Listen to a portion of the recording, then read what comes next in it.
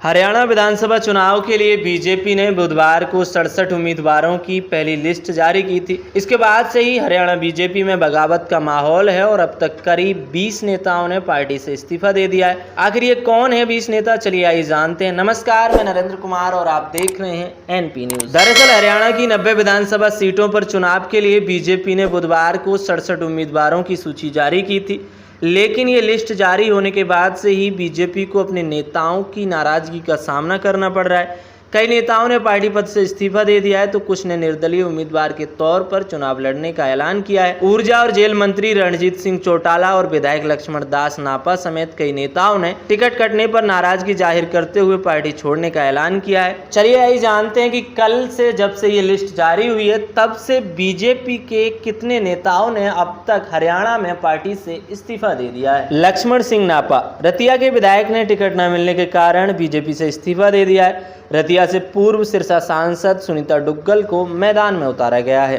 Karandev Kamboj, Haryana BJP OBC मोर्चा के राज्य अध्यक्ष और पूर्व मंत्री ने इंद्री विधानसभा सीट के लिए टिकट न मिलने के कारण पार्टी के सभी पदों से इस्तीफा दे दिया है। विकास उर्फ वल्ले, दादरी किसान मोर्चा के जिला अध्यक्ष ने बीजेपी से इस्तीफा दे दिया है। अमित जैन, बीजेपी युवा राज्य कार्यकारिणी सदस्य और सोनीपत विधानसभा चुनाव के लिए प्रभारी ने इस्तीफा दे दिया है। शमशेर गिल, उकलाना सीट के लिए बीजेपी नेता ने इस्तीफा भेजा है, जबकि पार्टी ने पूर्व मंत्री अनूप धनक को इस सीट के लिए चुना है। सुखविंदर मंडी, हरियाणा बीजेपी किसान मोर्चा के राज्य अध्यक्ष ने पार्टी से इस्तीफा दे दिया। दर्शन गिरी महाराज, हिसार से बीजेपी नेता ने भी इस्तीफा दे दिया। सीमा गोबीपुर, वरिष्ठ बीजेपी नेता ने सभी पार्टी पदों से इस्तीफा दे दिया। आदित्य चौटाला, HSAM बोर्ड के अध्यक्ष के पद से इस्तीफा दे दिया।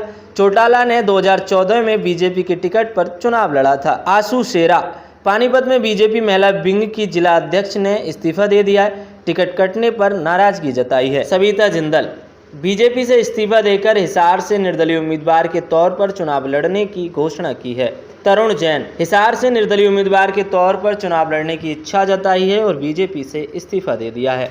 नवीन गोयल, गुड़गांव में बीजेपी से नवीन गोयल ने भी इस्तीफा दे दिया। डॉक्टर सतीश खोला, रेवाड़ी से टिकट मिलने की मांग की थी और टिकट ना मिलने के बाद पार्टी से नाराजगी जताते हुए इस्तीफा दे दिया। इंदू वैलेचा, बीजेपी जिला उपाध्यक्ष और पूर्व काउंसलर संजीव वैलेचा की पत्नी इंदू वैलेचा ने भी पार्टी छोड़ दी है।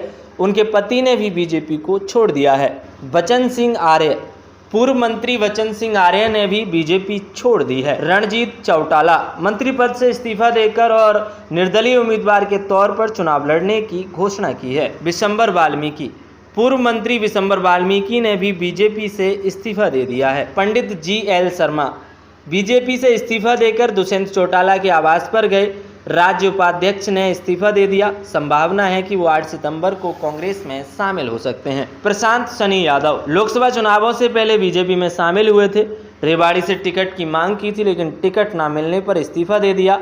अब निर्दलीय उम्मीदवार के तौर पर चुनाव लड़ने की संभावना है। वहीं बात अगर रणजीत चौटाला की करें तो ऊर्जा और जेल मंत्री रणजीत चौटाला पूर्व उप प्रधानमंत्री देवीलाल के बेटे हैं। टिकट कटने के बाद उन्होंने कहा कि अपने समर्थकों से मिलने के बाद उन्होंने ये फैसला किया है कि वे अब एक निर्दलीय उम्मीदवार के रूप में चुनाव लड़ेंगे। वहीं नापा ने टिकट न मिलने के बाद पार्टी छोड़ दी, जबकि पूर्व मंत्री करणदेव कंबोज ने भी टिकट की अनदेखी होने के बाद राज्य बीजेपी के ओबीसी मोर्चा के अध्यक्ष पद से इस्तीफा दे दिया है। बता दें कि बीजेपी ने बुधवार को ही हरियाणा विधानसभा चुनाव के लिए उम्मीदवारों की पहली लिस्ट जारी की थी। इसमें 67 नामों का ऐलान किया गया था। राज्य के मुख्यमंत्री नायब सिंह सैनी को लाडवा से उम्मीदवार बनाया गया है, जबकि अनिल विज को अंबाला सीट से कैंडिडेट बनाया गया है। अरविंद शर्मा को गोहाना सीट से टिकट मिला है। राज्य में 5 अक्टूबर को एक ही चरण में वोटिंग होनी है और नतीजे 8 अक्टूबर को आएंगे। वैसे हरियाणा में बीजेपी की आपसी बगावत को लेकर आपका क्या ख्याल है, कमेंट बॉक्स में अपना सुझाव अवश्य बताइएगा। बाकी देश दुनिया की तमाम बड़ी खबरों और अपडेट्स के लिए देखते रहिए एनपी न्यूज। धन्यवाद।